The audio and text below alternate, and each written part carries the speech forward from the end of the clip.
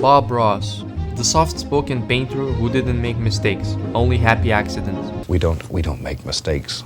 We have happy accidents. If you don't know who Bob Ross is, it's okay. I don't know much about him either. All you need to know is that he creates beautiful landscape paintings in under an hour and beats the devil out of his brush. Take off the excess and just beat the devil out of it. You've seen the title. Today I'm going to be recreating a Bob Ross painting. But instead of using paint, I will be using 3D software called Blender. A few years ago I actually tried this challenge, but back then I had just started learning 3D, so it didn't turn out so great. But now, after almost 2 years of practice, I will be trying it again. So first things first, I need to find which painting I wanted to recreate. After browsing the web for like an hour, I found the perfect image. Now it was time to start the project. In Blender, the first thing that I did was I added the plane and subdivided it. After that, I went to the Sculpting tab and started shaping the ground. To get a good feel of the scale, I added in a camera and a human model, and placed the camera in its rough position. I tried sculpting everything out by just looking at the reference photo, but it didn't look right, so I added in the painting as the background to the camera. This really helped to get the proportions correct. Then I added in a plane and applied a water texture on it. I modeled a rough version of the house and I actually ended up keeping it this way. You will see why later in the video. Then it was time for the mountain. I found the model on Sketchfab but later decided to replace it.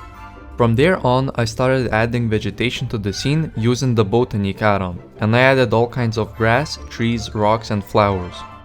To scatter everything, I really should have used geometry nodes, but I still haven't yet started learning them, so I just used the good old particle system way, and using the weight paint tools I painted where the greenery should be at. Fog in these big scale outdoor environments is a must. It adds a lot of depth to the scene, so I added in some. I thought that the lake looked a bit boring, so I added in some more fog to it as well, by just using a noise texture and a color ramp, and hooking it into the density option. I tweaked the color ramp a little and the fog ended up looking very nice. After that, I played around with different lighting setups and HDRIs until I found the one that I liked. Then I went to change the mountain. This part was a struggle. I tried making my own model in 2 different ways. The first way was using the landscape add-on that comes with Blender. But after trying to tweak the values to get the mountain that I was looking for, I ended up nowhere. Then I remembered that I have a software made just for this, World Creator.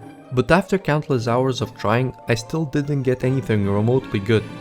So I looked for a model on the internet again, and luckily found one sort of good model, and placed it into the scene. Then I textured the house. I knew this house would be far away and that there was no need for it to be super detailed, so I just quickly exported it and using Substance Painter textured it. So now the scene is basically done, and as a final tweak I added in some flying birds. After the render was done, I imported the animation to Premiere Pro and started compositing. I color corrected the image, then I added an effect called Auto Paint. It makes an image appear like it has been painted. And that's it, this is what the image looks like. If you like this video, you will also enjoy these ones too, I promise. Make sure to like, share and subscribe. Bye!